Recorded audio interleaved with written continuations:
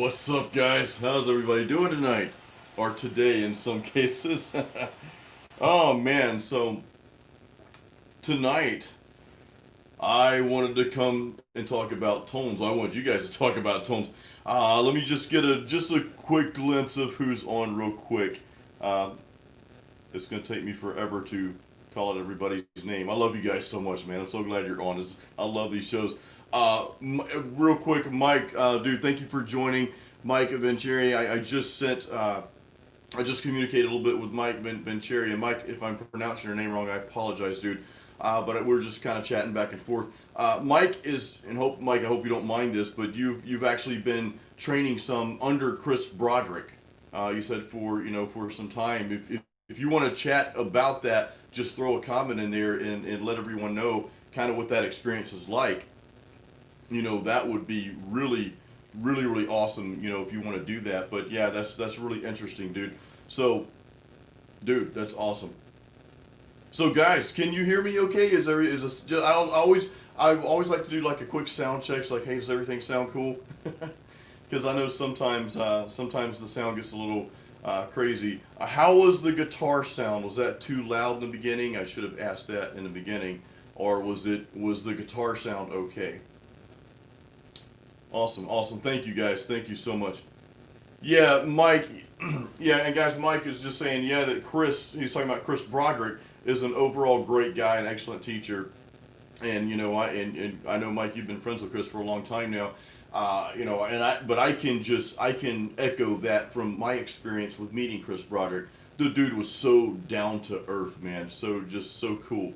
You know what I mean? So I was really happy to hang out with him and just chat. I got to chat with him just briefly because, of course, he was meeting with everyone. So, but yeah, I would definitely consider him as a mentor as well, Mike. That's awesome, dude. So yeah, thanks for sharing that with me.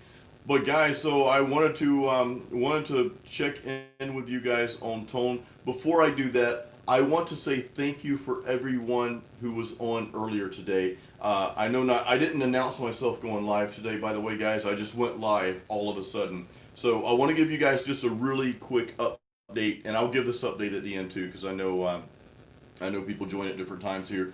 So basically, I'm working with a product called Ecamm. I don't know if you guys are familiar with that. It's kind of like OBS. It's a streaming software, and I'm just learning about this stuff, guys. I guess you can teach an old dog new tricks, but anyway, some of you were on today helping me test that, so thank you so much. Because of your feedback, I now know exactly what I need to do. We were testing the sound. And so the announcement that I want to make to you guys is, yes, we are moving forward with recording the song. For those of you who are new and aren't, and don't know what's going on here, I am going to be doing a live series recording an entire song right in front of you guys. This is going to be a live session, and the reason I'm having to work with software because as I am doing these live sessions with you guys, I want you to be able to see my screen as well as hear what's going on. So there's some deep testing, happening today. So that was really cool. But thank you so much for everyone who helped me out with that. That was really awesome of you to help me. So I really appreciate that. On that note, Mike, it may be the iPad, dude. Yeah, hopefully it's not my mic. Do you guys hear static at all? Is everything sound okay? Let me know. Let me know if you guys are hearing static. I know some of you, depending on the device, it may be a little staticky. Just so you guys know, I like to show. I like to show you the gear I'm using. What I'm using right now, I'm trying to move this over here, is this little lapel mic, and I've got it on an actual mic stand. You can see that. So if I get closer to it, you guys can hear me a lot better. The reason I put it on the table over here is because I want you guys to hear the guitar as well. I'm working on getting like a splitter for my mic so I can have a lapel mic here. And also what I do is I like to have a speaker close to an amp. So hopefully this is okay, guys. Okay for now at least. Let me move this a little bit closer. This might sound a little bit better. These lapel mics are meant to pick up like, right here in your face. So hopefully that sounds a little bit better. I'm working on a better mic situation though. Next week though, I'm going to kick this off on Tuesday. the first live session for recording a song. The series will be called "Recording a Song" or something to that effect. So recording a song, but there's gonna be multiple videos, live videos in the series, and I'm gonna start the first one next Tuesday at noon Eastern Standard Time. So I'll send you guys an email. You guys, let me make sure. For those of you who are not on my email list, I think that most of you are. I think that most of you guys are. But I'm just going to throw the link out there just in case. So guitars, let me do this. I can't type it in because I'm typing on my MacBook here, the I is stuck. So I got to take it in, I got to take it in this week to get fixed because, man. All right, so if you're not on my email list, just go to the link I just sent out. I actually give away a free guitar lesson guide. I think a lot of you guys have found that very helpful. So, go there if you're not on my email list yet, because that's how I let you guys know about stuff, live events and stuff like that. So there's a few questions I want to cover here. Yeah, Mike, I haven't. Mike sent me some upgrades. I have not had a chance to look at those yet, dude. When I read your email earlier, I was eating some fried chicken, man. I was trying to wolf down my dinner before, and I had to come up here and get it set up and all that. So I will definitely probably, in all honesty, Mike, I'll probably take a look at that tomorrow. I've got some more work I got to do tonight, and I'll definitely take a look at that tomorrow for sure. So I'll check that out. As far as doing the upgrades, though, when he sent me a link with some. And dude, I think it has to do with the locking tuners like we have on here. And there's some other stuff because I would like to put these locking tuners on every guitar I have. Or every guitar I'm going to keep. How about that? So I will definitely check that out. All right, I just want to, so you guys hear a cracking noise? That's not cool.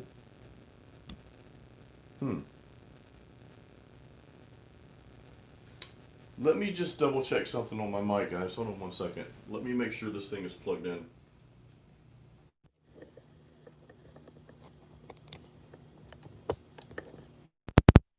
Okay, so let me know if that is any better or does it just sound the same? Because I think I know what it might be. I know when I just unplugged the speaker just now, that probably had something to do with it.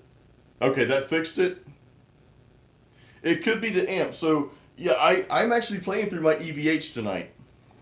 I love this thing. Now, if I put it... Hold on a second. Now you probably can't hear any noise at all. Okay, here, man, that mic's probably picking up that little bit of noise. It's barely there.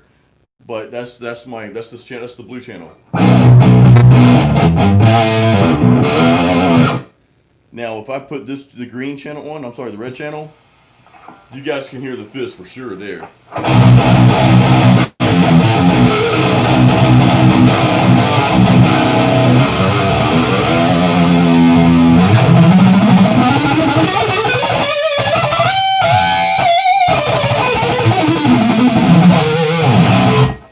So I am going to turn it back on.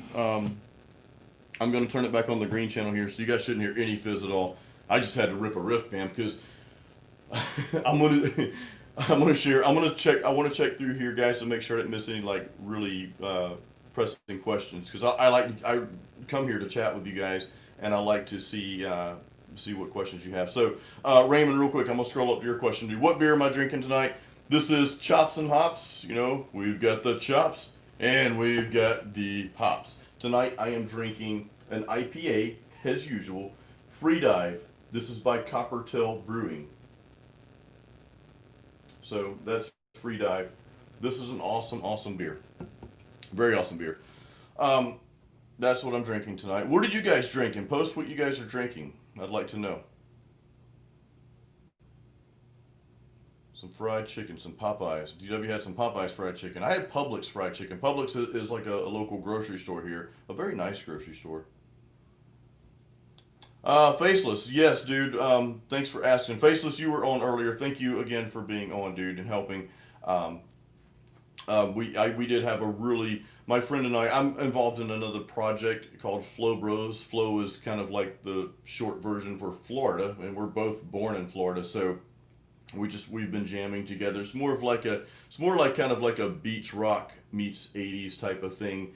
And it's funny because we sat down to write music today and finished a song that we'd started, and nothing was coming out. And then we cranked out a brand new song. Boom, just like that. I'm like, dude, okay. We thought it was going to be like the most unproductive session we've ever had. And what we did, and I think this may help you guys, what we did is we decided not to quit. It's like, well, let's just keep playing. Let's just keep going through stuff. We'll come up with something. If this song's not working for us tonight and we can't come up with anything else, then let's start something else. So we just kept doing stuff, and eventually, like, we just started, like, really hooking it. It was crazy, man. But yeah, so Mike, I do want to put locking tuners on. So now my ESP 7 string did come with locking tuners. I just haven't put them on. I know that's stupid of me, but I just haven't done it yet. Of course, I haven't really played live with this thing either, guys. So to be fair, I'm really hoping to get out there and play live, more live stuff. It's really hard as a solo artist, because like it's just me. I write on my own music. I record. So like for my latest album, Masterpiece, I'd love to play that live, but I have to find a band, and nobody's going to do that for free. So it's all on me. I have to pay them and all that. So I have to make sure the gig that I get is going to pay me enough, to hire the band to play my music along with me. I'd need a drummer, a bass player, and I'd like to have a second guitar player. So I'd need 3 people. I could probably get by with just me playing guitar, but when I go to do a solo or something like that, it's going to die out because I don't have that rhythm guitar. So anyway, it's I really need to do that at some point and just kind of figure that out. But yeah, the strap lock. I'm sorry, did I say locking tuners? When I was pointing up here, I think I said locking tuners. So I've got the locking tuners already. I do want to put these on every guitar, but I've also got strap locks for this ESP. It came with it. This is a really nice ESP here. Faceless, you can definitely come play rhythm, dude. That would be awesome. I know Craig plays bass, so. But yeah, Mike, back to your stuff, dude. I will definitely be looking at that tomorrow. So thank you for sending that over. And Mike, if you don't mind, I will share that with everyone. I'll just write a blog post, or I'll just jump on here live real quick, or maybe in the next live session, whatever. Once I dig in a little more and kind of find out what it's all about, I'll share that on here with everyone. I don't have the link in front of me, so I'll have to get that another time. All right, just making sure. So I'm gonna share something really embarrassing with you guys tonight. Manic Murph, I love the EVH, dude. And what I'm gonna share with you guys pertains to my EVH. So I've had this EVH amp for a little while now, and I love it, man. It's cool. However, I noticed, like, I've been recording some stuff with it lately, just testing it out. And I noticed it was kind of thin sounding. I'm like, okay, well, this is great and all. And I'm thinking, well, maybe it's just the 212 cab. Maybe I just need to get a 412 cab and it's going to give me more.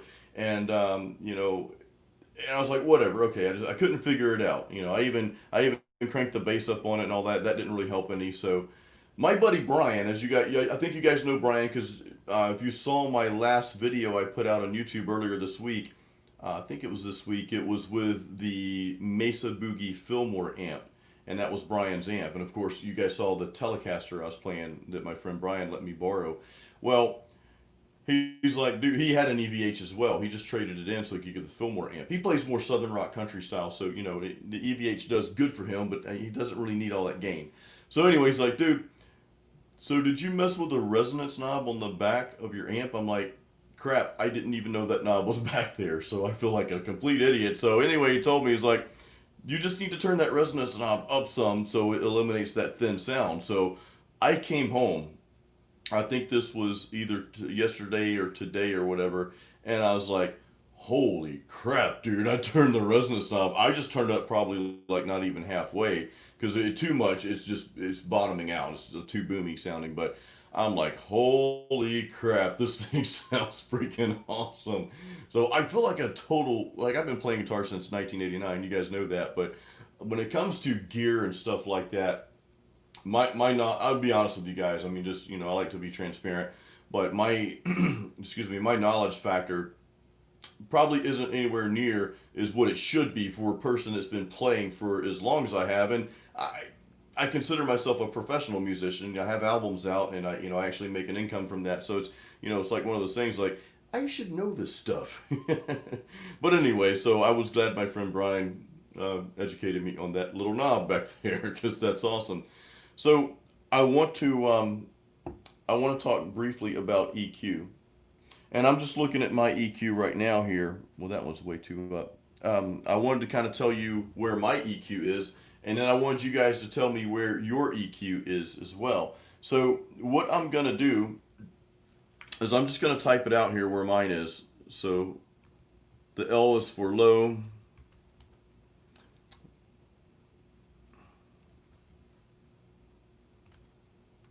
The M is for mid. The T, of course, will be for treble. That's up there quite a bit.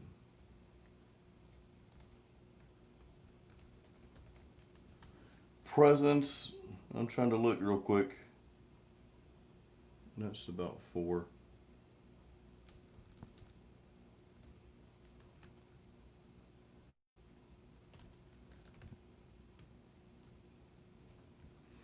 Bear with me, guys. I'm trying to type, but my rhythm, I'm trying to type the word gain, but my eye is sticking.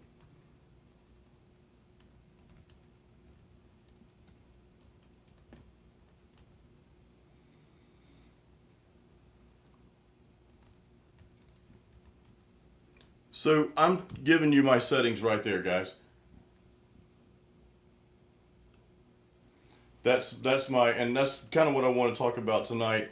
Um, so my lows are just a little over 5. Now, granted, this amp is not cranked up, and I have not really cranked it because I'm in a small 10 by 11 studio here. So I'd like to know your settings. You guys see what I just posted. So if you want to post your settings real quick for everybody to see, that would be awesome. I'd like to know what you guys use. I know every amp is different, but honestly, my settings don't really change that much. My EQ settings on my amp, they do not really change that much from amp to amp. The one thing that might change a little is the presence. On some amps, my presence is, below the 50% mark. On other amps, it might be a little higher. It just depends on that amp. So, yeah. Craig, what's up, dude? You came in on the eye? Yeah, you came in on my eye on my MacBook Pro is sticking. So I don't know if you can scroll up and see that, but I know a couple people might have just come on. So I'll post my EQ settings again out there just so you guys can see them. I'm gonna scroll up and catch up on some comments. No cover charge. Highlight IPA is, dude, that's just an awesome beer. I love that beer. It's really good, man. That's one of my favorites. I don't really drink High Life at home that much. This is from Cigar City, which is a really famous brewery here in Tampa, and really kind of in the U.S. or the south east anyway. But yeah, I usually don't buy it at home and I know restaurants have been closed down for the past several months. But normally in Tampa, where I live, you can get this on draft pretty much everywhere. It's that good. It's that famous. Mike, yeah, dude, you mentioned techs. That's why most famous players have techs. I would love to have a guitar tech, dude, because dude, I suck. I do. I suck at like everything else but playing guitar. Sometimes I suck at that too. It just depends on what day it is. I'm kidding. I'm not. I consider myself. That's one thing I just love doing. I'm passionate about it. I sucked at everything else, so had to be good at something. But no, as far as like gear and just the knowledge base, like I was, my buddy Brian. Again, if you saw the Mesa Boogie Fillmore amp video I put out earlier this week, at the end of that video, Brian goes over the specs of that amp, like all the nitty gritty stuff, and he even tells you the history behind the amp, how they were tied in with Marshall at one time, this Mesa Boogie amp, and it was just crazy. I'm like, dude, how do you know all this stuff? How do you retain it?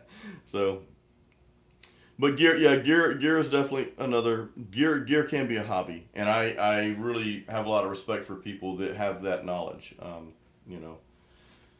So DW, dude, you want to upgrade your pickups on your Ibanez, EMG or Seymour Duncan? What would you recommend? Well, so what style of music are you planning on playing the most, and are you planning on down tuning or anything like that? Give us some more info on that, DW. Faceless, yes, dude. It does come down to interest, man. It does. Like when it comes to mechanical stuff and fixing stuff, and I've never been good at it, dude. And it probably because I don't enjoy it. You know, I'm sure if I enjoyed it, then I'd be better at it.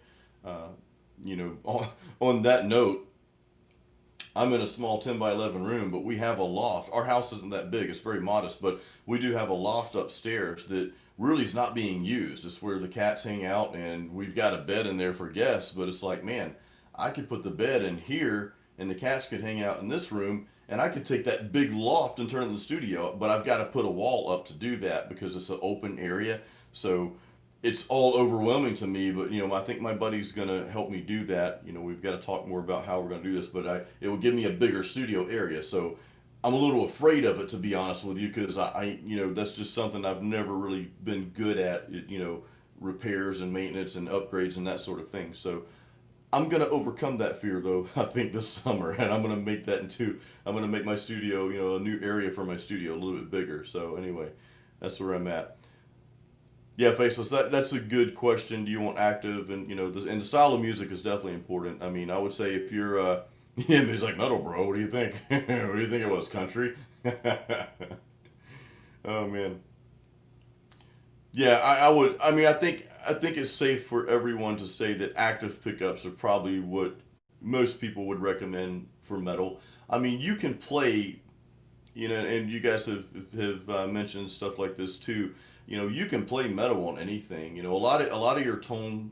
We'll talk more about tone comes through your hands anyway, the way you play your style. So, and like I played metal on a Fender Telecaster last week. You know what I mean? And there's no special pickups or single coil pickups. Now, was that a good source for metal music? No, it was not the best. Did it sound the best? No, it did not sound the best. But I still pulled it off. I even got some real cool squeals out of it. So I'm like, this telly's not supposed to squeal like that, dude. But it did. Squeal like a pig. That Deliverance movie. That was creepy. I waited until I was older to see that. If you haven't seen it, it's probably a good idea you don't. Oh man. Yeah, gas, gear addiction syndrome, Craig. So you saw Brian, you heard Brian's comment. He mentioned that the other day. It's like I was like, how do you know this stuff? He's like, well, I suffer from gas. Gear addiction syndrome. I totally get that. All right, just I'm getting caught up here. So Faceless, you now are you talking about like a battery, like changing pickups to active on a guitar that had passive in them and just kind of rigging it so the battery fit? Because I was always afraid to do that, man. I was like, again, that comes into like having to kind of dig in there and do modifications. I don't know how labor intensive that is. All right, so Echo says, any tips on how to treat the low end in the room? You set up your studio in the second bedroom. You put a bunch of foam panels. It helped a lot acoustically, but the lows are real boomy. So one thing, I don't know, Echoes, I don't know where your monitor and your desk is. It's good to kind of, like, I know mine's not directly in the center of the room, but it's kind of good to have it in the center. You may also want to play around with the foam placement a little bit. Honestly, I would just watch some YouTube videos on that because I don't have any foam at all in my room, none whatsoever. But just the way I have my monitor set up and just the way this room is tiny, I mix just fine with it. A tone pot. I'm reading Abdullah's thing here.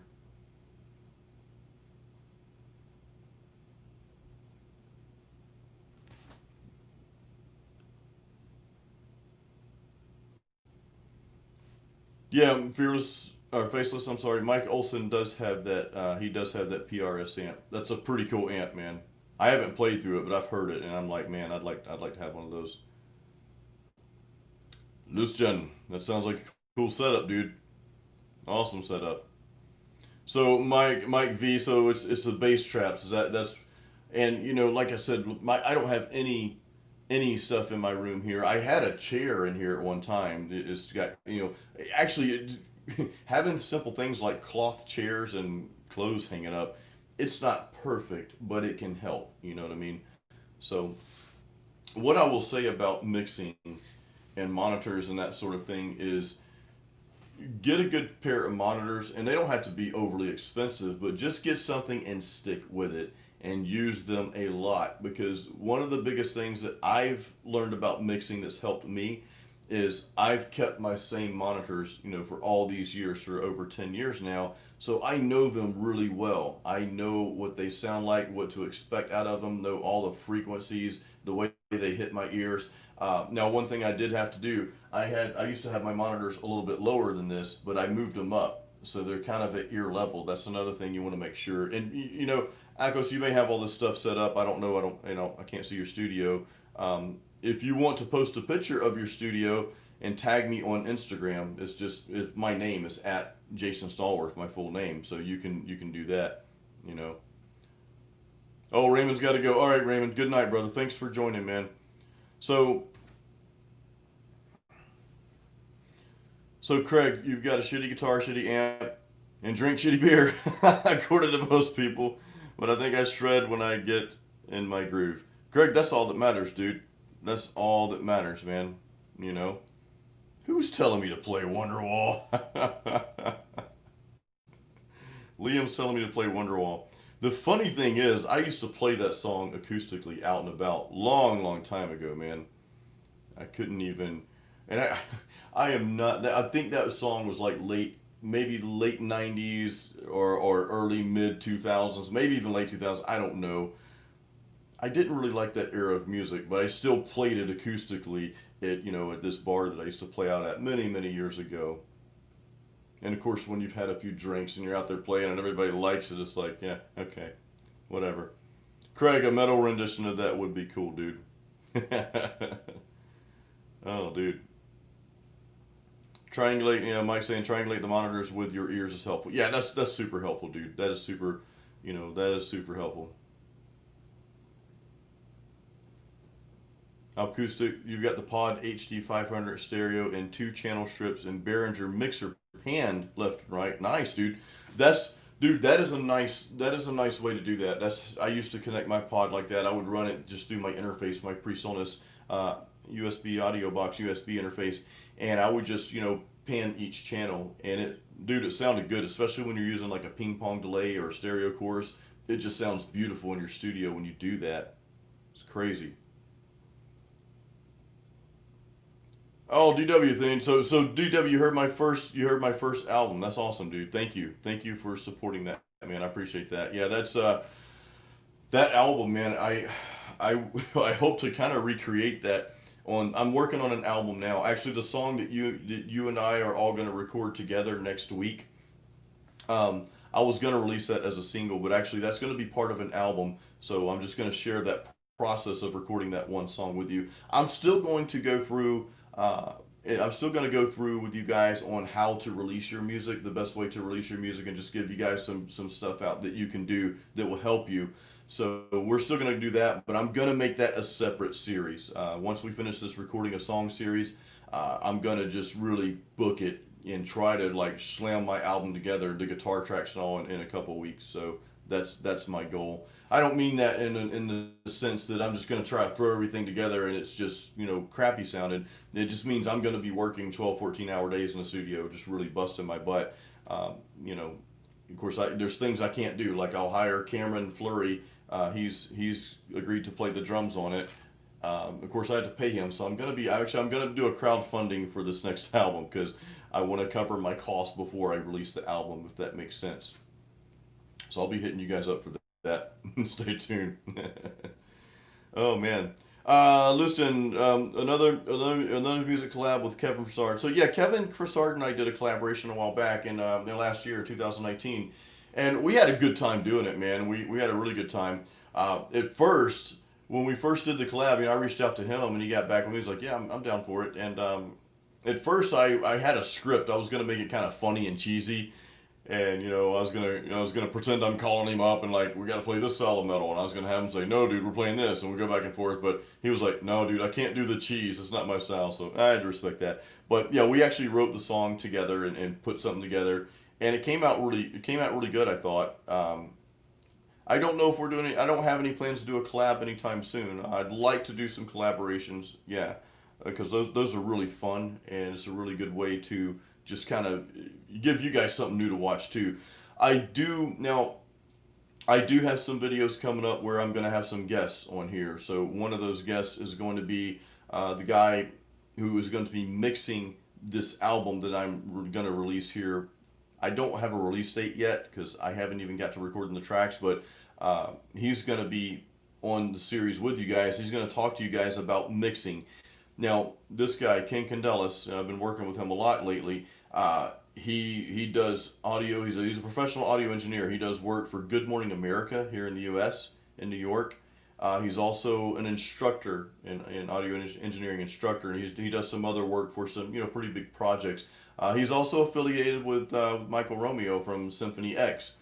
Actually, I played guitars for his album, and Michael Romeo is going to feature a solo on that album as well. So my tracks are going to be on the same album that some of Michael Romeo's tracks are going to be on. So I'm really happy about that. I don't think I've told you guys that yet. I'm like just ecstatic over that. So that's really cool. Um, Liam, 5150 or dual rectifier? I'm gonna let the crowd answer that one, dude. If it were me, I think I'd go with the 5150. Because I mean I've got the EVH 5150, but I'm assuming you're probably talking about the old 5150. So yeah, I'm gonna let you guys tell Liam 5150 or dual rec. I would go with 5150 just because I like that tone better. That's just me. Yeah, Lucian, there are some other collabs. I do. I'm always up for it. I've been super busy, with my own stuff lately, man. Trying to pull some certain things together. Uh, and of course, you guys know I run a fitness blog too. I'm starting to back away from that a little bit though because it's time consuming. Yeah, a member collab would be something really cool, and I may try to put something together, for that in the near future.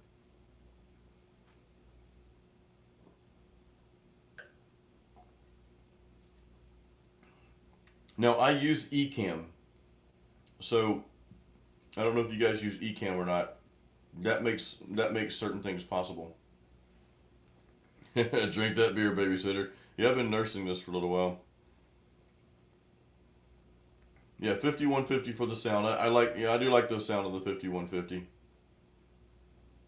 Yeah, Symphony X is great, man, and Michael Romeo is just a phenomenal guitar player. I think there's so many good guitar players out there, and speaking of great guitar players, like I'm a big fan of Chris Broderick. I don't know if Dave's still in here, but Chris Broderick has been one of my favorite players for a while. I know we were talking about him earlier, and some questions came out. So yeah, I've been following Chris for quite some time now. So he did play with Nevermore. I think he's buddies with Jeff Loomis because they played together a little bit in Nevermore. He toured with them some. He also had a band, and not many people know about this band called Jag Panzer, and I will actually put that in the description here or the notes here.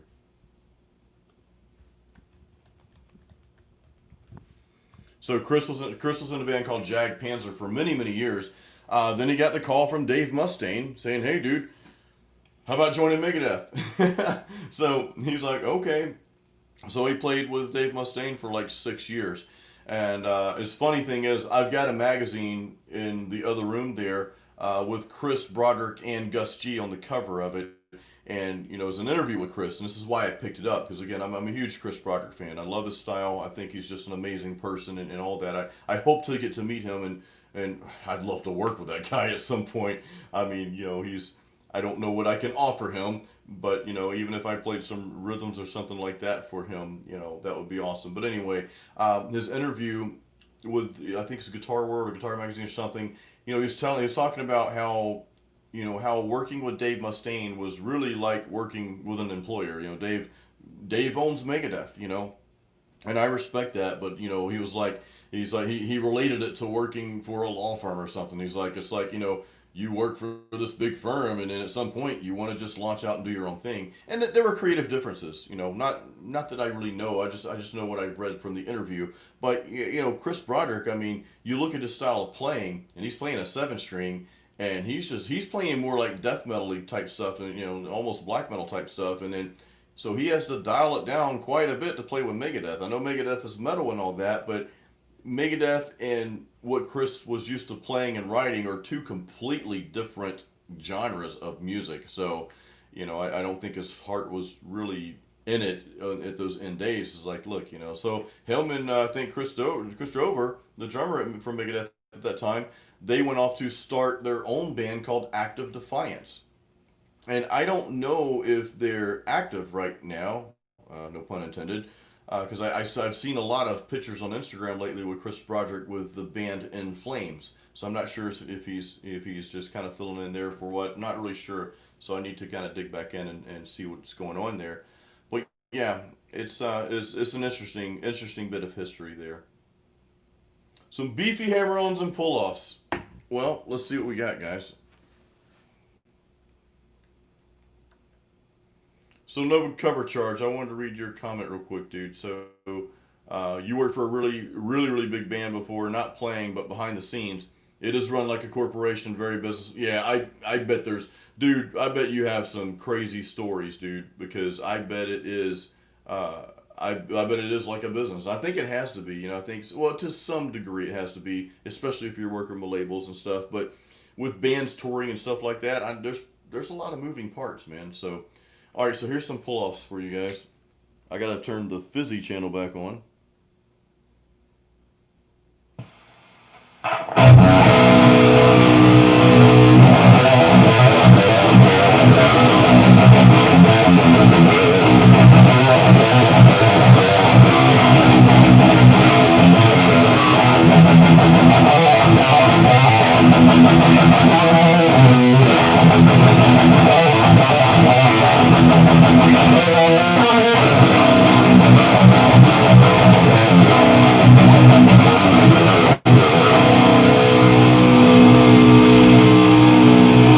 I've got to take some low ends out of that, man.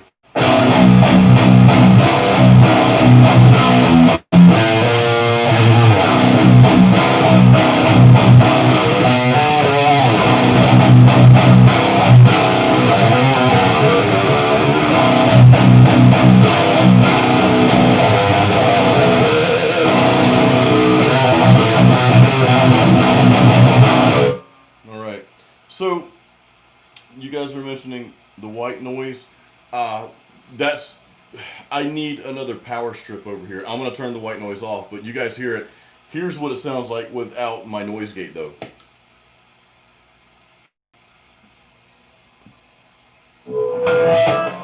There we go. Now you guys can hear it. That's with the noise gate off. That's with it on. Okay. So of course I turn my guitar volume down. But yeah, that's the problem with. I think that's like a circuitry problem, and I need just a better power strip or something like that because I think there's some interference over here. But yeah, I've got to do something about that before I start recording because I do plan to record this next album with this amp. What I'll probably do though is take it into another room and record it that way. I need a better setup. I might even take it into another studio where I've got like a better room. Does it chug, Liam? Yeah, yeah. I've been watching Ola Englund's stuff. I've been following them for a long time, as most of you guys have. But yeah, DW Act of Defiance they're a thrash band from California. I'm not sure who the vocals are. I think you're right though. Yeah. So Mike, I'm running the noise gate in front of the amp. I actually don't have anything going through my effects loop right now. I'm still kind of like up in the air about the pedals that I want for this particular amp. The thing is I bought this amp to play live, and of course this Corona thing happened. Better not say that word too loud because people may get in trouble on YouTube for whatever reason. But anyway, so I do plan to play live out. Whether it be my stuff, and I'm in a couple of different projects. So I haven't gotten my pedals yet, but before I bought this amp, guys, and most of you know, I've been strictly in the studio this whole time for many years now. Recording my own projects and albums, and recording for other people as well. So that being said, I've been using plugins and processors and that sort of thing. for those projects, because it's just way more feasible to do that in the studio. But yeah, so for this amp, yeah, you're right. No cover charge for this amp. I do have a overdrive back here. It's the MXR Classic Distortion. I do not use it for this amp though. This amp has so much gain, and it's clean gain, if that makes sense. It's not like you can hear the notes. I know with this lapel mic, it's probably not picking it up that good, so I get that. But dude, you just like it. The amp sounds worse. Even with that overdrive pedal set up like the majority of metal people set it up. You've got your output, up, and then your gain or distortion that levels all the way down. So yeah, it doesn't need it. Now, when I go to the blue channel, the what I call the dirty channel, then when I use my overdrive with that, it sounds really good. It sounds a lot better. But with the red channel, dude, what I call the fire breathing channel, dude, you do not need, in my opinion anyway, you do not need that. No, dude, this glass does not touch my guitar. I've never played with a guitar slide, Craig. Never, ever, ever. No cover drive. Yes, AC/DC clean gain. I do like that. I like that type of tone. I've always liked AC/DC's tone, man. When you can hear every single note they hit. They've just got like something magical about the stuff they have. And I don't listen to a lot of AC/DC, but I got a lot of mad respect for that band for sure, because they're still out there doing their thing, man.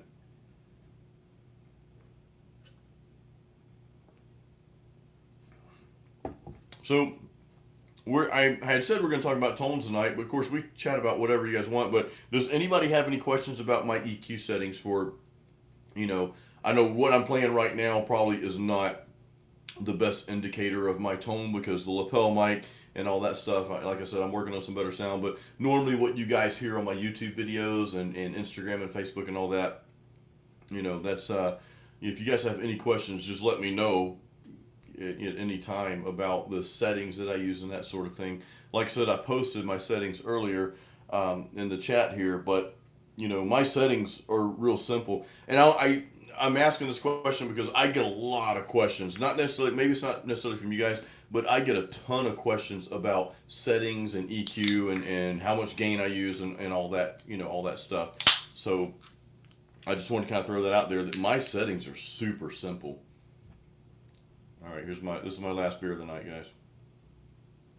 But my settings are super simple, man. They're, like I said, the bass is usually straight up the middle, or maybe a little past five, 5. My mids are usually less than 5, between like 3.5 and 4. And sometimes on my 7 string, I might actually boost the mids at times. Just depends, because you get more of that growl with that 7 string if you boost the mids just a little bit. And then my treble is anywhere between 6.5 and 7. Gain for rhythms usually around 6.5. For leads, I'll crank it. I'll crank it up to like 8.59, something like that. So Faceless, you played the Marshall tube amp, dude. I bet that I've never played through a Marshall tube amp. Again, most of my work I do is just in the studio. So I kind of missed out on a lot. So I'm starting to get more into the live gear, because I really want to get back out there, man. I really want to get back out there and play. When I was playing live way back in the day, I had a crate amp, a crate half stack, but it was a solid state amp. And I was running a Digitech RP10 through it for my effects. And even though it was a solid state amp, it sounded, it's pretty decent, you know what I mean? You didn't have that same, that fire breathing that you have with the tube amps, but it still sounded pretty good, after all was said and done. Way back in the day, I had one of those PV Bandit amps. That was pretty cool. That was a long, long time ago. All right, so Liam, I don't remove the mids. No, I cut the mids a little bit just because I like that sound, I like that tone, but I kind of play around with that a little bit. That's the presence in mids are probably the thing I play around with the most. All right, so no cover charge. You're still trying to figure out how to run guitar into DAW and then DAW out to OBS. Or okay, so no cover charge. Here's what I learned today, dude.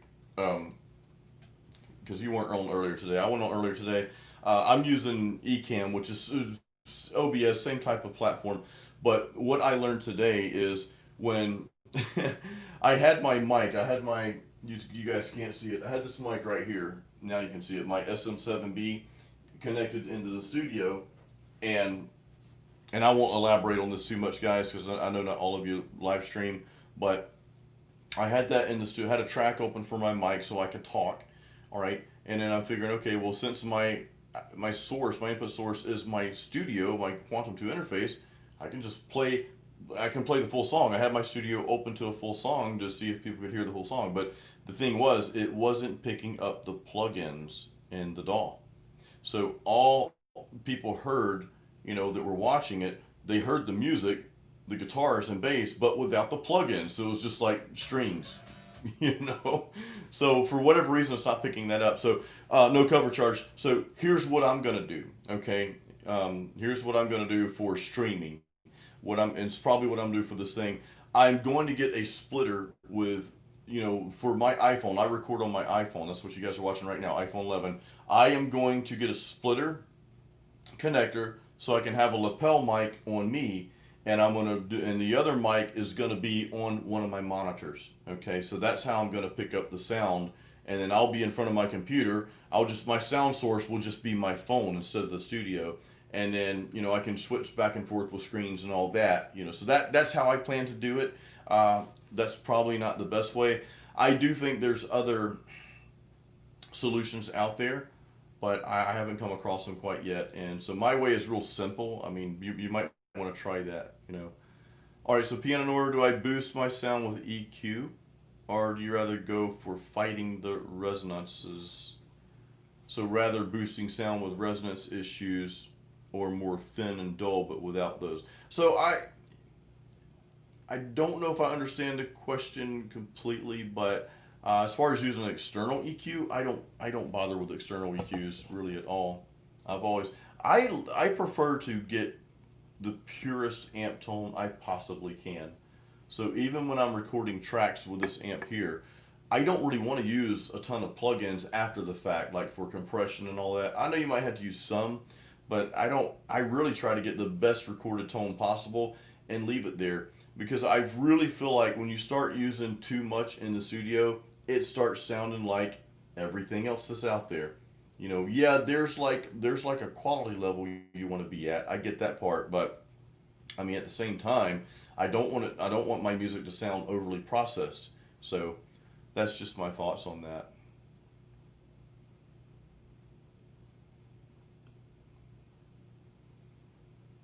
All right, I'm catching up here, guys. I don't use a DI box for recording, dude. I just use an interface. It's best to use an interface. That Focusrite's a good one that you're talking about, Akos. That's really good. Get an interface. So here's the thing, man. Yeah, you definitely want an interface for recording. What I'm gonna post for you, Akos, is a blog post, because this is a really good resource I'm about to give you, and it's gonna go over everything you need for recording. I've just got to find it real quick. I'm on my website.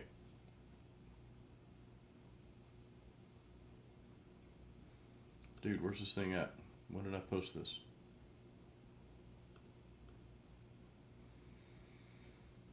Okay, here we go. So I've got a complete home recording guide. Now, I'm not even trying to sell you guys anything. This is free. This is a blog post. So here it is. So Akos, go to that blog post I just posted in the description there, or I'm sorry, in the chat. And anybody, you guys can go that. That's my complete home studio guide for recording for guitarists, and I go through everything on that. Like, I mean everything you can possibly think of. If I miss something, let me know, and I'll go back in and add it, because that's the beauty. I'm a writer as well. I think most of you guys know that. So I enjoy blogging in written form, because you just get so much out of that. Videos are great, but videos become outdated over time. You know what I mean? If I do a video on, hey, here's the process now, and then a year later or 2 years later that changes, well, my video is kind of like worthless. Whereas a blog post, I can always go back in, and I can edit it and add things and change things as the times change. So my site, jasonstallworth.com, click on blog, or just go to that blog I just sent you. I've got a lot of blog posts on there. I'm going to be putting more out there, so that's just a good free resource for you guys, to get. And if you have other things you want me to write about, please let me know. Okay, please let me know. You know, you might say, well, Jason, why do you blog? You know, how do you get compensated? Well, I get compensated from ads on the site. So that's one way, which I don't really have any ads on that site right now. But also, I advertise my music on that site, guys. So like you'll see little links to buy my music and that sort of thing and my merch. So that's how I monetize that. You know. So let's see. Yeah, Mike, Dimebag use. I remember that. I remember reading about that dude. I was not. I'm not a fan of Pantera's tone at all, and that was, you know, I know a lot of people like it, and I get it, but that was just one of the things that I just couldn't quite get over, and I don't know, it just wasn't. I just wasn't a fan, you know. Now, of course, when the song "Walk" came on in the gym, you know, my head's bobbing just like everybody else is like, okay, I'm ready to go now. But I don't know. I never really cared for that tone.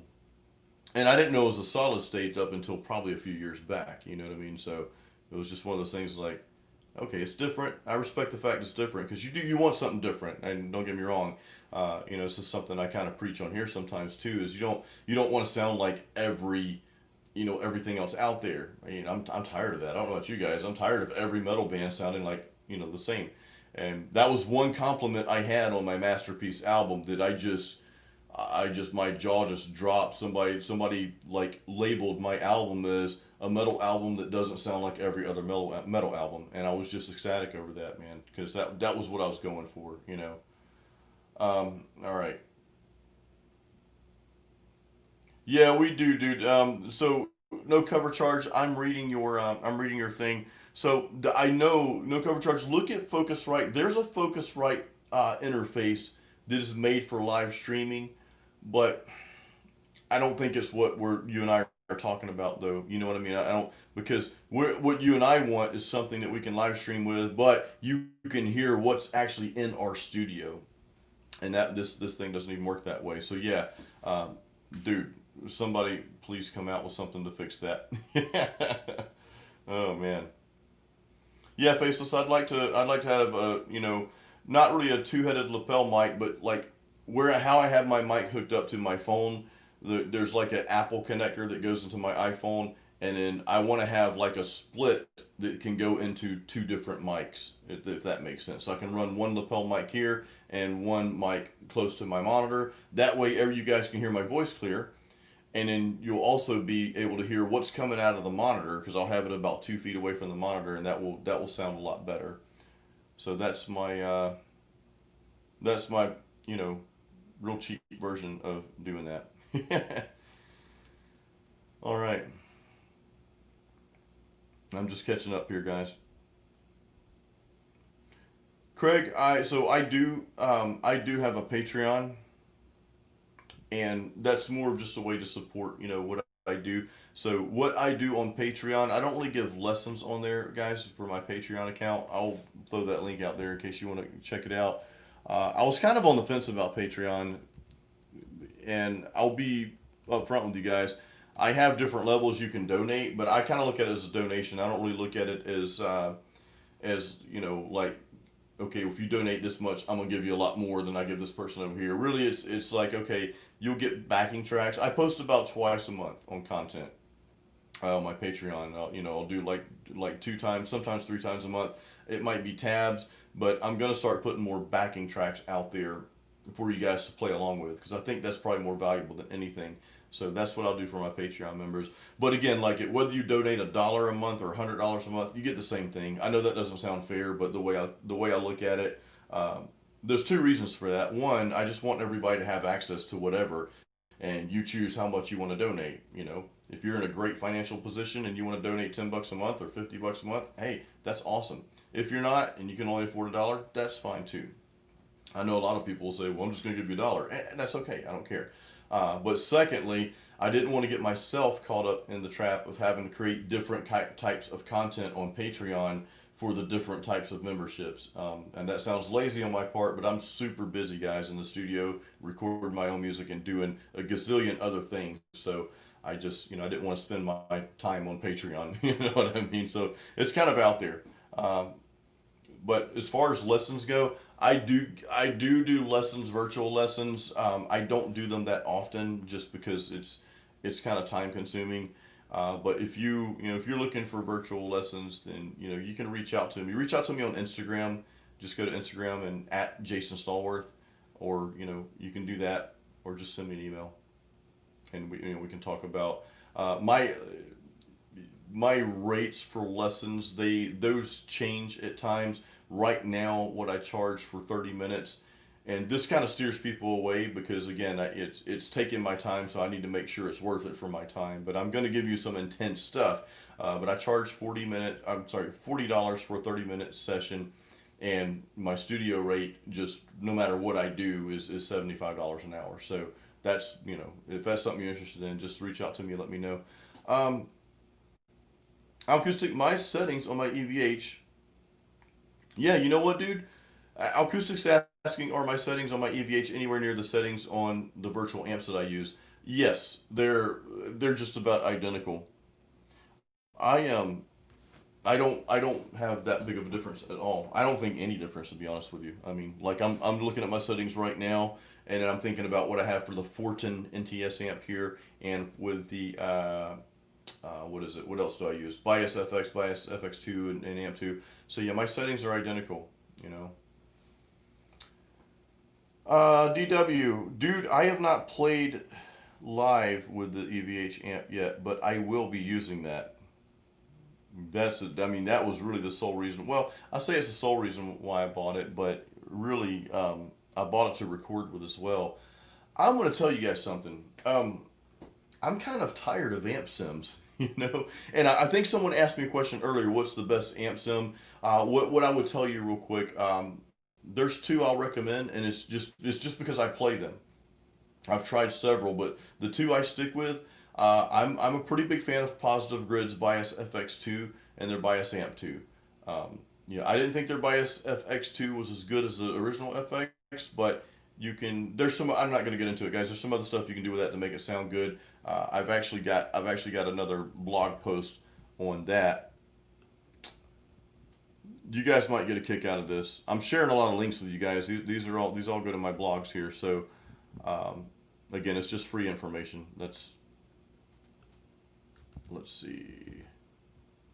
So this is my blog post on that blog post is called, if you click on that link, it's called How to Get a Good Tone with Bias FX2, because I figured out some little tricks that I use, and it does a really good job for me.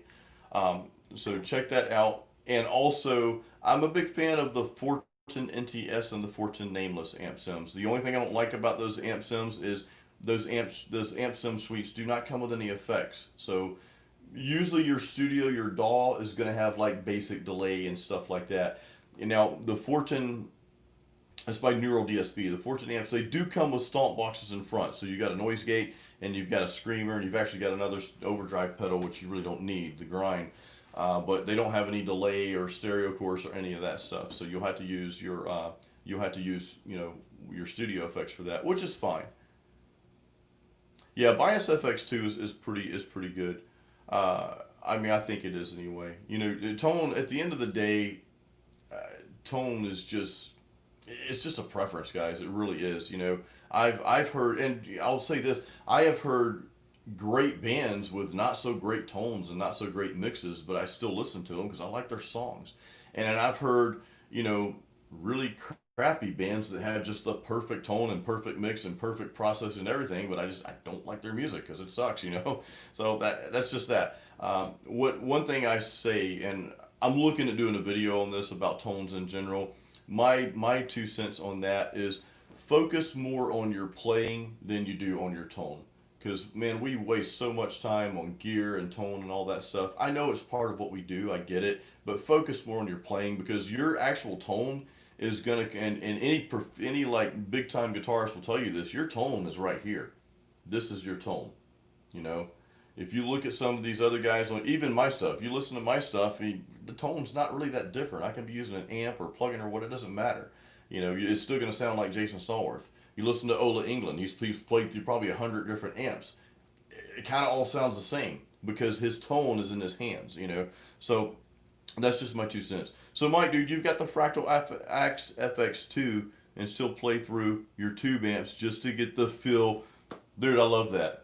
I absolutely love to hear that. And it's funny, Mike, we probably the past two episodes of Chops and Hops here, we've talked about that exact thing. We've talked about, and I know no cover charge if you're still on. I know you're a huge fan of playing through tube amps, and there's really nothing like it, man. There's just nothing like plugging into that tube amp and just you feel it, and it's like it's a feeling. It's more than just a sound. It's a feeling that you have. It's like boom, it's in there. So yeah, I totally get that. Liam, I'm sorry you asked me that twice. I don't do drop anything, dude. I don't do any drop tunings or down tunings. It's not to say I won't down tune because I thought about down tuning my sixth string. I know Arch Enemy plays in C sharp, so I thought about doing that. I think Amon Amarth plays in that as well, or maybe even lower. I don't know, but that was one of the reasons why I bought a seven string though, so I didn't have to worry about down tuning. And I'm never gonna down tune this, dude. I don't. I'm not a big fan of playing low notes just to play low notes because to me the sound starts to get really muddy the lower you go. And if you're riffing a lot, which I like to riff, I don't like to just play straight chords or whatever power chords. I like to riff a lot. So if I've got lower tuning, sometimes it doesn't work out quite well. And the other the other thing is I'm too lazy to down tune and detune, especially with a Floyd. All my guitars have Floyds. My next guitar will not have a Floyd. I promise you that. That's something I'm changing, guys. Uh, yeah, DW, yeah, very good question. He's like, would you say a certain tone gives a band character? The perfect example of what you're talking about is listen to In Flames, the band In Flames. Dude, their tone sounds nothing like any other band. And even if you don't care for their music that much, I like their music. At first, when I first heard it, the vocals were a little hard for me to get past, but the more I listened to it, the more I started liking it, and it just fits. So yeah, DW, I think I do think a certain tone gives a band character, but I like how In Flames did what they did, and their tone sound again, it sounds nothing like anybody's tone, anybody else's tone. So that's a true metal band that doesn't sound like every other metal band. Your bands like Kill Switch, which I like Kill Switch, but they seem to master the art of that specific tone, and now every other band is chasing that same tone. So it's just everything kind of runs together and sounds the same. Yeah, you got a good point, Matthew. YouTube has made people think tone is the end all be all, and it's not. I don't think tone is it, and I don't even think it's how fast you can play. I see a lot of shredders. I mean, I'm a shredder as well, but I really try hard not to shred all the time because it just gets boring to listen to. I think the best thing that you can do is get really good at your songwriting, at your riff writing and constructing rhythms and orchestrating your music to where it has a story. Every song needs to have a story.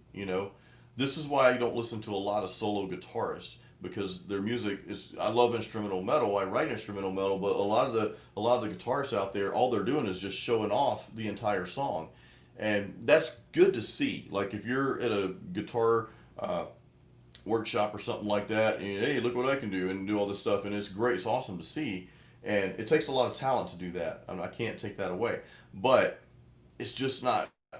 And maybe some people like it, but it's just not pleasant for me to listen to. It's like I want to hear that story behind the song. I want those notes to speak something to me, to be powerful. So that's just that's my 2 cents on that. Renton, that's a hard question, dude. Do I prefer the PV6505 or the EVH5150? I played through a PV6505 one time. What I will say is this EVH5150, as far as being diverse enough to do different things, it's just going to blow the 6505 out of the water. If you're looking for one particular tone or one particular style of tone, then 6505 can do that. But my EVH here, it can do that and a lot more. Plus the gain on here is just a lot better sounding. And that's just my opinion though, dude. Some people may not like that opinion. They might not agree with that, and that's okay too. So, Faceless, I'm seeing your note to cover charge, 60 cycle hum on YouTube. Cool. Yeah, Faceless, C sharp is the heavy metal tuning, dude. Dude, I'm seriously, you guys know I've got this, if I can get it, I'm trying to reach. I've got this ESP guitar here, the M1000, the LTD M1000 Deluxe, I am considering dropping that to a C sharp, dude. You guys know I say this every video. I've actually considered getting rid of my 7 string. I've considered just getting 2 guitars, down tuning them to the C sharp, and going with that. I like this guitar, but there's some things I don't care about it as well. And I think I paid too much money for it. This is $1,900 for this thing, and I'm gonna lose some money on it when I sell it, but I'm probably not gonna sell it more than like 1750. And I'll find somebody out there that eventually want it because they're like, okay, well, I can buy this one, which is in brand new shape for this price, or spend $200 more and get a new one. So, anyway, the Stoner Rock metal. The Stoner Rock over metal. The Avenue allows you to just go off jam. Yeah, I see what you're saying. No cover charge.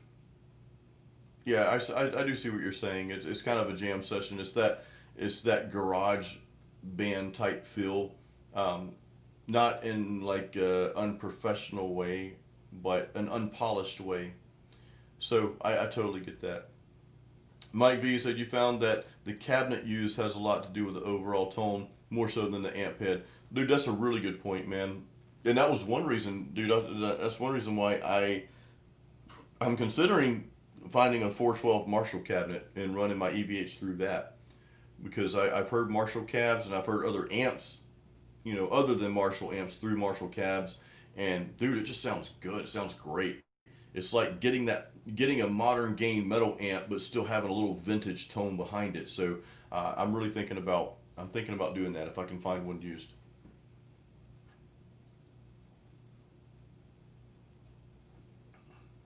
Dennis, I don't know anything new. So FR guitars. Dennis, I'm not going to be changing tunings often, dude. Once I set I've never changed tunings on any of my guitars. Never once.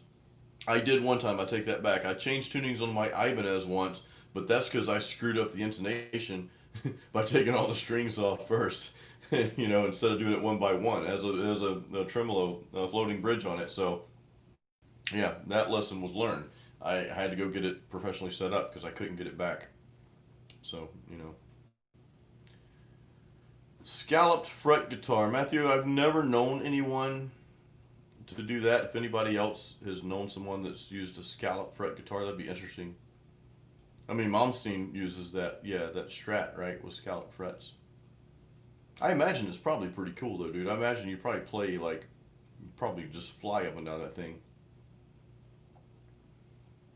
Jay Axman's got the scallop. Cool. Faceless. No, dude. I don't do anything different to my acoustic, man. It's just straight up standard tuning, bro. It's that's just what it is. The beauty of my acoustic being in standard tuning, and me playing my heavy metal stuff on my 7 string guitar, is if I want to do an acoustic version of one of my songs that's in that heavy key there, which is B, I can easily just play it in the key of B minor on my acoustic, and it sounds beautiful. So, that's another reason why I haven't messed with tuning so much, and that's another reason why I was thinking about C sharp on, if I'm gonna down tune my guitars, my 6 strings, I would go C sharp, because I can play a C sharp minor on acoustic, and I'll show you what that sounds like. It just sounds beautiful, man. It just sounds really awesome. Where's my pick? Oh, it's under my beer. Here it is. So like the B is, of course, it's clean sound. And then my C sharp minor, how I would play that. Where's it at? I would play it like with open notes here.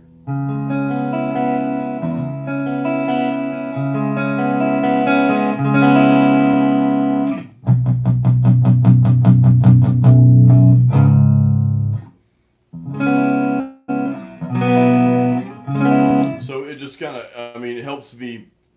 I guess what I'm trying to say is that tuning would help me transition well to playing those songs on, on acoustic as well.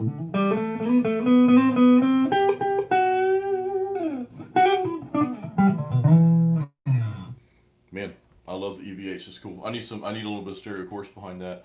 Yeah, you guys like my shirt, Chuck Norris, dude. If you don't like Chuck, then what the? uh, I think my wife found this shirt for me. I think we found it at Spencer's or one of those stores. I don't remember. It's been so long.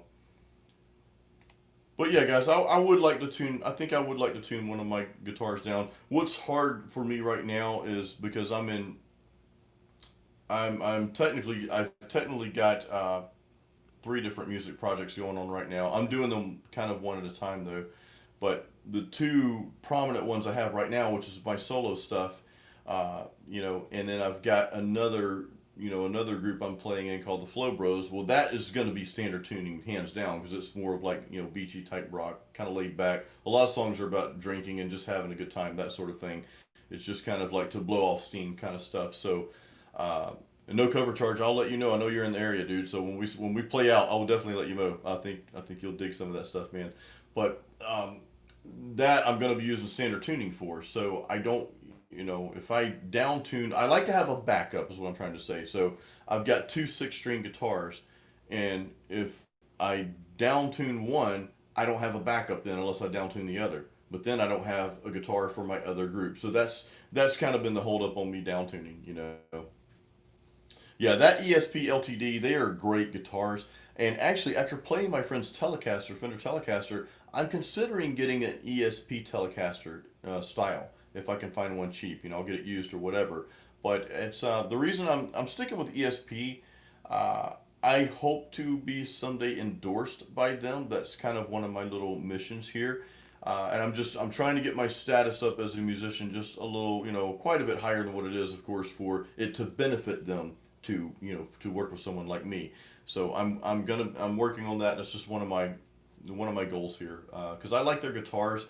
So in doing that, if I'm only playing ESP guitars this whole time, that will be a lot easier to sell myself to them. It's like, hey guys, I'm already a fan.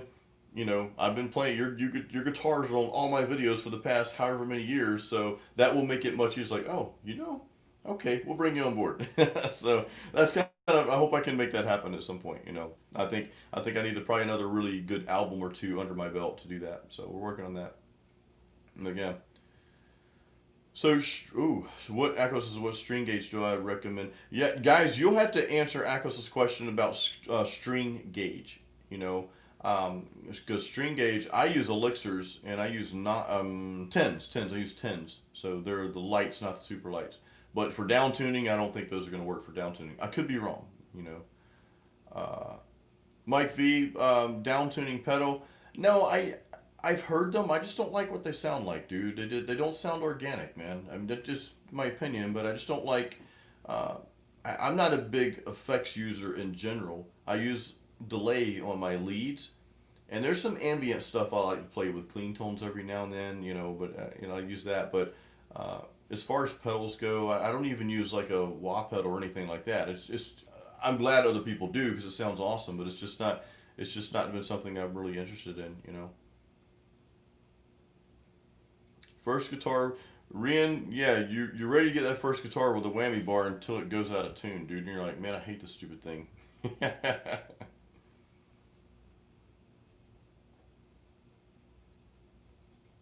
All right, no cover charge. Stay safe, dude. Thanks for joining tonight, man.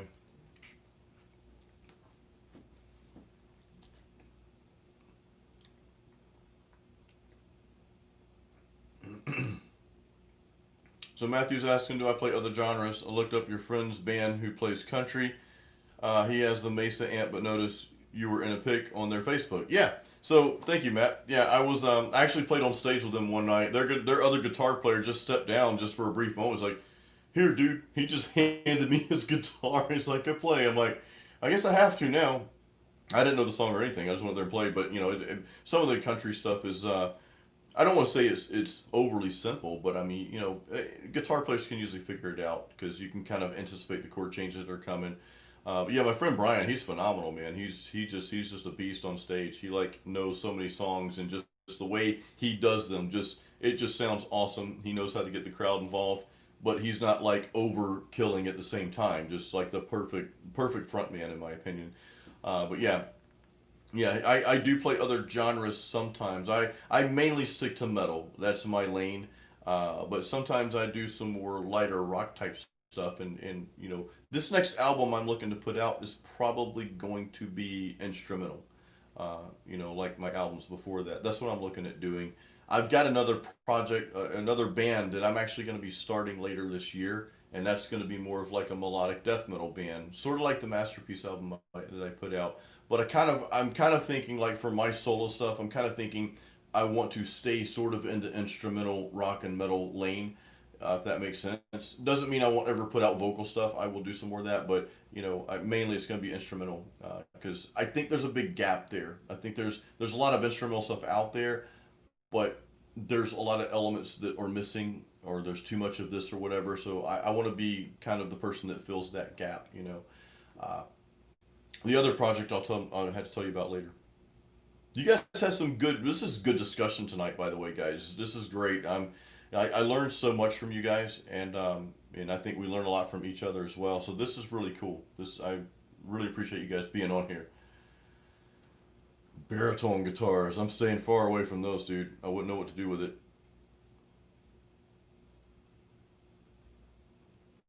So, Reptim, how do I register my work? Can I explain the process? Yes, I can, dude. And so there's a lot that goes into, of course, everything that goes up to registering.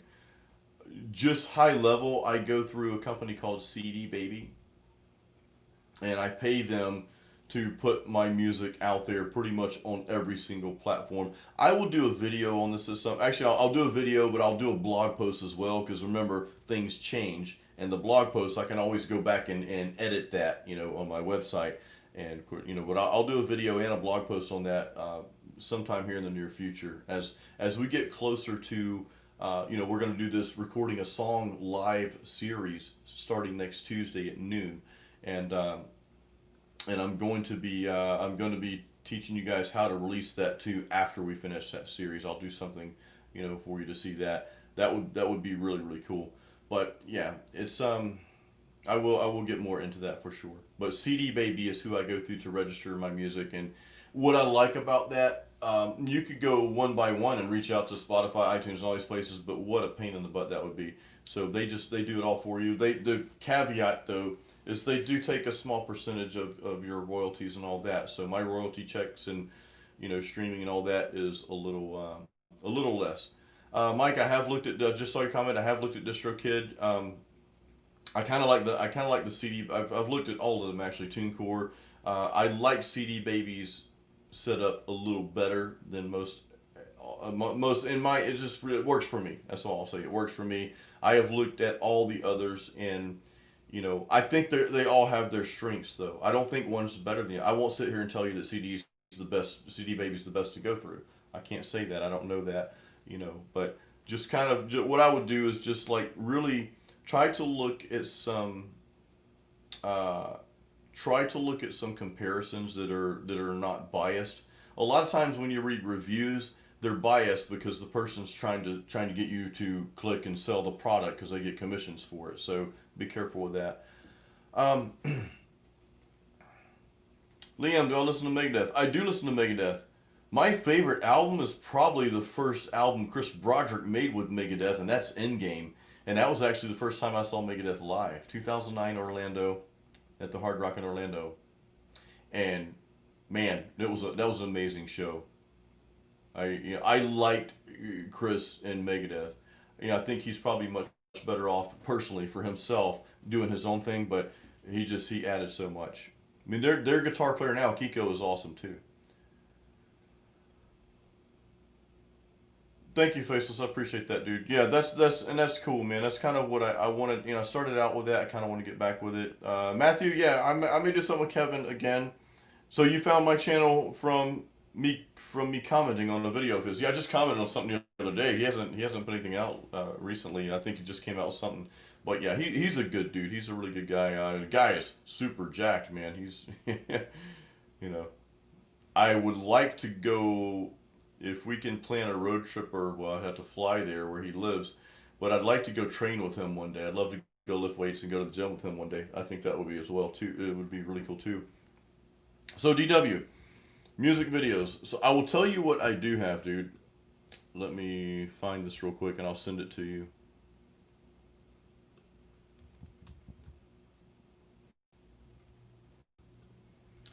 Music video. I do want to do some music videos. That goal is in my back pocket, man.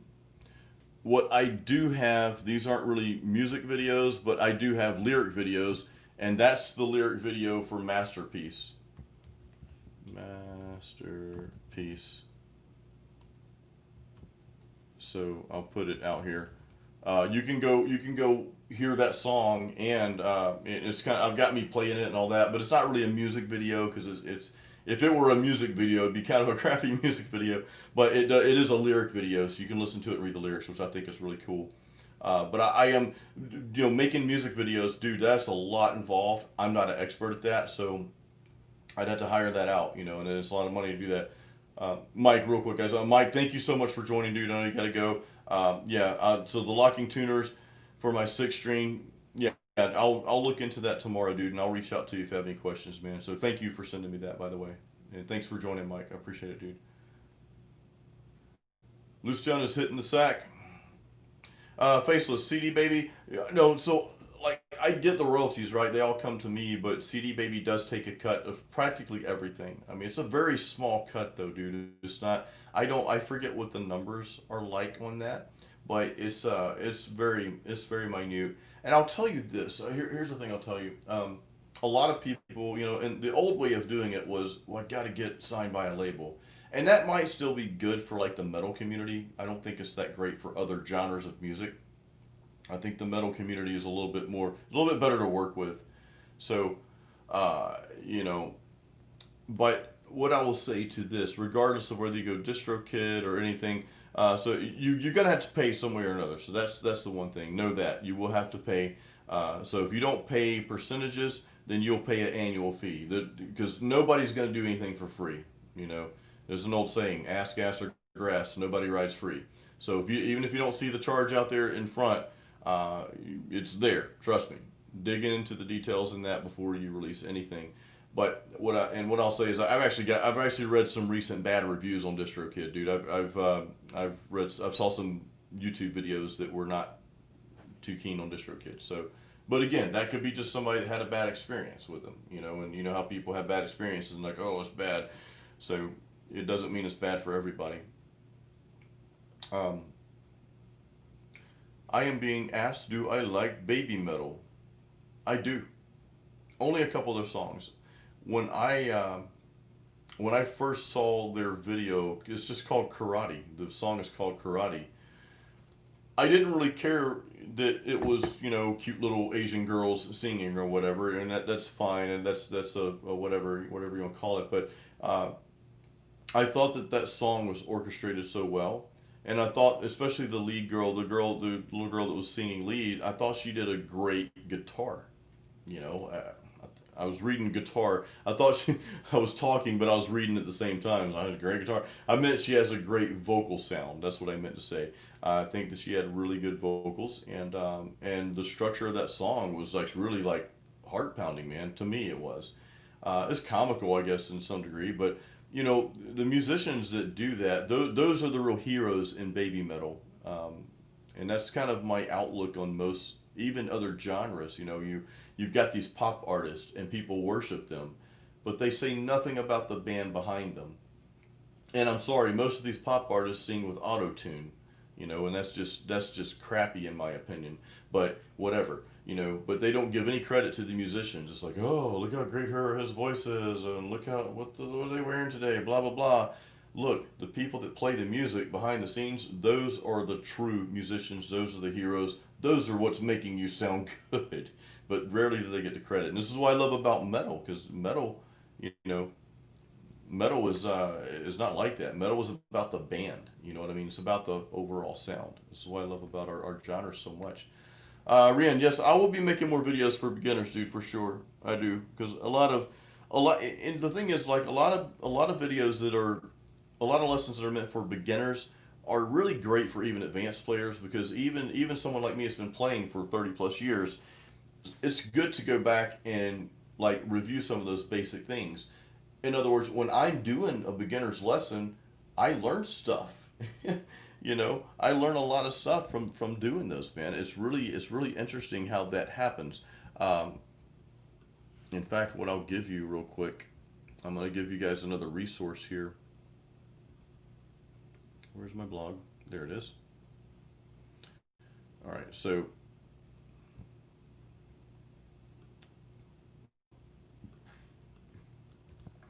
this is sort of a beginner's guide, but really it pertains to everybody. What I just posted is a complete guide on how to get better. It's my 7 tips on how to get better to become a better metal guitar player. So read that. There's some videos in that blog post as well. All my blog posts have videos embedded in them. So that's why a lot of times when you ask me about certain things, if I have a video on it, I'll actually send you to my blog post because my blog post has that video in it, but it probably has another video or two as well and a lot more information. So that's why I usually send you guys there. Yeah, Abdullah. Yeah, metal singers use auto tune too. I didn't know that, dude. I wouldn't think they do, but I think maybe they do. I don't know, man. That kind of sucks. I just don't. I didn't like my masterpiece album. That was the first vocal album, and I don't have perfect vocals, but I can live with those imperfections. I would much rather give you guys the authentic version of what the music really is than to use auto tune and make you believe that I did something that I didn't do, that I couldn't do, or didn't do. So yeah. Pink guitars. I don't know how to answer that question, Abdullah. Do I like pink guitars? I guess. I mean, I'm an '80s fan. They had a lot of pink guitars in the '80s. I don't have anything against them. Craig, dude, Project Bass Guitar 777. I am very much looking forward to that album, dude.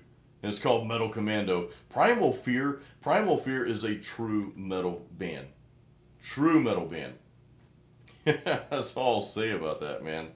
They are just hardcore metal, dude. I love them. I love that band.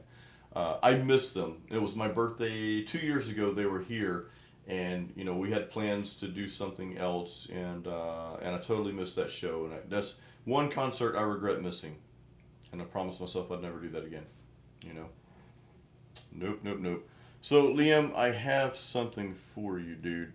Uh, do I do guitar tutorial? Did I do Wait, I'm reading your question wrong. I thought you said, can I do tutorials? You're saying, can you do gutturals? What are gutturals, dude? I don't know. I don't know what gutturals are. If you're talking about death metal, just listen to my album Masterpiece, and then you'll get a good idea of what I can do uh, of my vocal style there. I like to share links with you guys. You guys have a lot of resources. If you can scroll back up and down the chat here, you'll see all the links I put out there. If some of those links help you, save those in your favorites. So you've already, because I keep my blog posts updated as things change. So yeah, deep metal, deep death metal grunts. Not really the grunts, but I just posted my link to my masterpiece album. If you have not heard that, which I'm assuming you haven't heard that. I don't know, but it's there.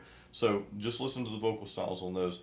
I don't know that I do the gutturals though. I don't know that that's not really something I do. So hopefully that makes sense. Guys, I want to give this to you real quick. If I can find it, here it is. So new song. I need to post this for you guys. If you guys can, all right, whatever you can do. I am posting a PayPal link, and I'm going to be kind of putting this out there more. This is where you can donate. Uh, if you donate to me on PayPal, this is for this song coming up. I have to pay the drummer to do this. I have to pay the person mixing the song to do that part. I'm going to have to pay the person mastering the song to do that part. And of course, as the album progresses, I'm gonna have to pay all those people all over again for every song they're after. So I am gonna do kind of like a crowdfunding thing here for this. And what I just put out there now, if you want to donate to that, please, when you donate, I think it allows you to leave a little note. Just say new album on it, okay? And I'll know to put that money towards the new album. So that's what I'll do. So if you guys can do that, that's awesome. I just put that out there. Uh, Now you guys are talking about Schecter Blackjacks. Schecter Blackjack Telecaster. That sounds cool. Yeah, I never saw Motorhead live, Dennis. That would have been cool. That would have been really cool. Yeah, Abdullah. Yeah, just auto tune corrects your pitch. But my thing is just sing on pitch. Why should you have to use it? And here's the thing about auto tune I don't like. If you're off a little bit, I think that's okay. I don't play every note on my guitar perfectly every time. And there's been times when I recorded, there's a particular riff that I did in both Masterpiece and Apocalyptic Dreams in certain part of the song where I kind of screwed up and I was going to go back and change it, but then when I went back and heard it, I'm like, wait a minute, that sounds like a cool effect. And I'm never going to be able to replicate that, so I left it. I'm like, so my point is sometimes those little imperfections can turn into those little nuances that give life to the song. You know, this is why more sales still come from older music because everything today has to just be very perfect and it's fake. You know what I mean? Whereas the old music back in the day, dude, they would just get in a room and start recording stuff, man. They didn't have all the stuff that we have today. And the songs had life. They had life to them, you know. It wasn't robotic.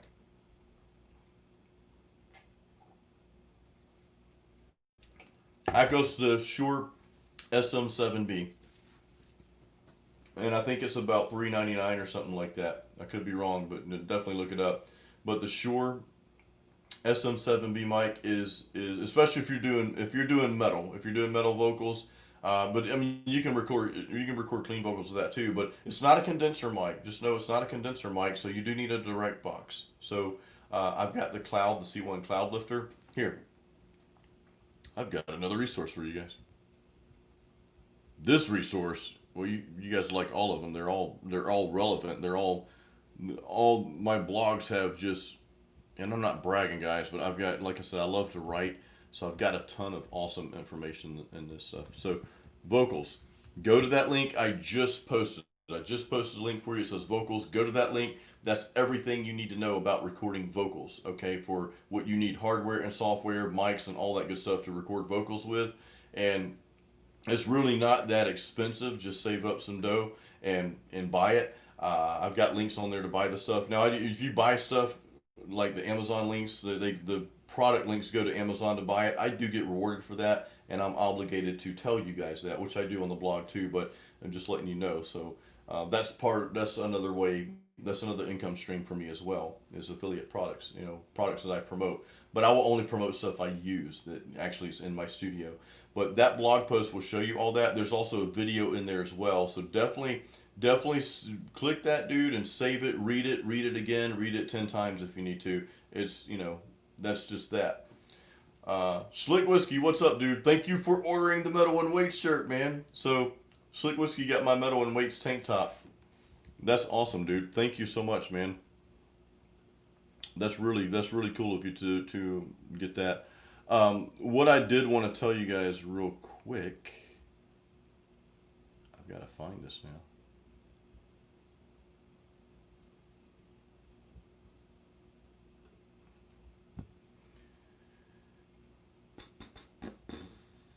I've got something new that just came out, man.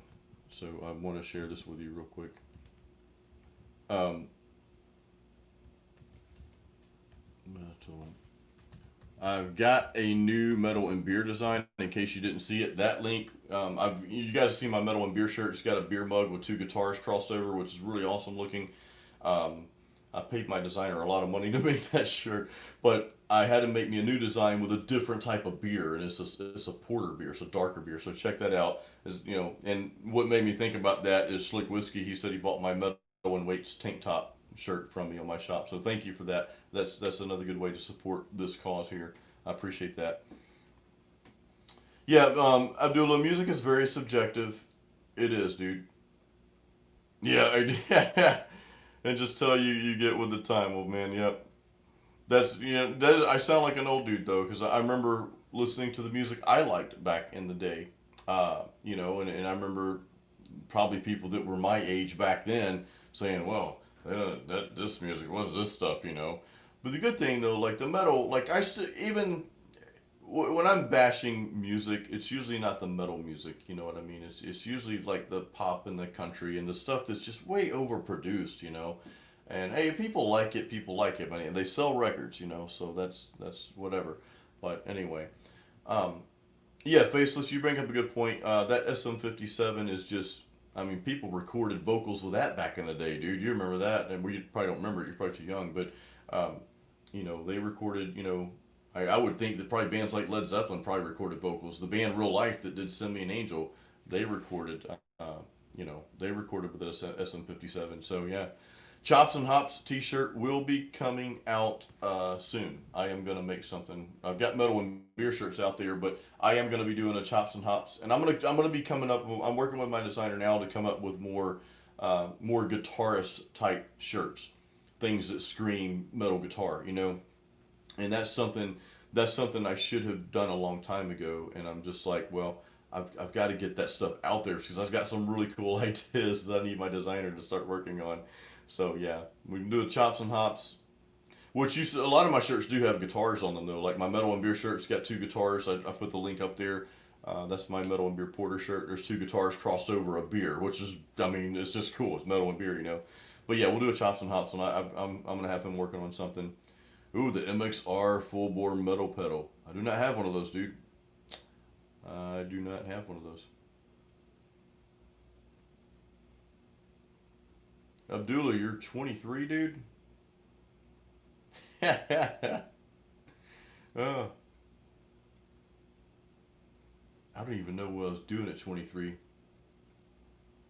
Probably nothing good. Oh, dude. Liam, I do listen to some black metal, dude. Not a lot of it. It's not really, you know, I like some of it, but it just depends. It's really, you know, I'm really picky about it. I'm not a big fan of like overly satanic bands and that whole thing. That's just kind of cheesy to me. But to each their own. I don't care, whatever. But that's if it's a black metal band that's really going over the edge with the whole Satan thing and you know and bashing everybody's religion type thing. I'm not really a huge fan of that. But you know, there are some black metal stuff that I like. You know, I've heard that I'm like, okay, this is pretty badass. You know, this is pretty cool. Touring Europe with two hardcore bands at 23. That would be awesome, dude. Man. Thanks, Slick Whiskey. Thank you, dude. Yeah, and thank you again for support. The T-shirts that I have on my shop are they're they're the Gildan brand, but they're the soft Gildan brand, and like that's like my favorite T-shirt. I have most all my shirts myself. Like I put them out there mainly for me. Like, hey, I like this design. I want that shirt. Oh, let me make it. So I did, and I just put it out there for you guys to buy too. But yeah, I mean, it is, you know, not gonna hold back. It is an income for me. It's part of how I make my living. So yeah, it's good. Actually, my T-shirts, dude. I don't Slick Whiskey. I don't know if you knew this or not, but right now I have a deal where if you buy three T-shirts or three any apparel or mugs or anything like that, then you get an automatic 15% off. So you know, if you guys want to, if you guys want to check that out, you know, please do because again, that helps me. Yep, show these record labels where the talent is, man. Echoes. So the Easy Drummer products as mixing and mastering tools. I've not used them, dude. I have no idea. Um, what I would say for mixing and mastering, I would not, unless that's what you do, I would not mess with it. I would hire someone to do that. I hire somebody to do all my mastering. I mix my own stuff, but actually, this next album, I'm not. I'm going to pay someone to mix my next album. But mastering, I have someone else. You know, Mike Olson. He's not on here tonight, but he's been the person that's been mastering all my albums up to date. So I would, and I would venture to say that pro audio engineers do not use TuneTrack's Easy Mix products. They probably use some other really prestigious stuff. So it's just good to pay them, you know. Liam, I actually did a video. You're talking about Master of Puppets on a 7 string.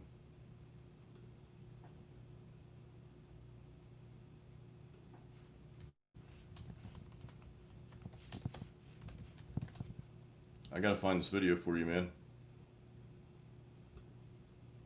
You guys will get a kick out of this. I think most of you have seen it already.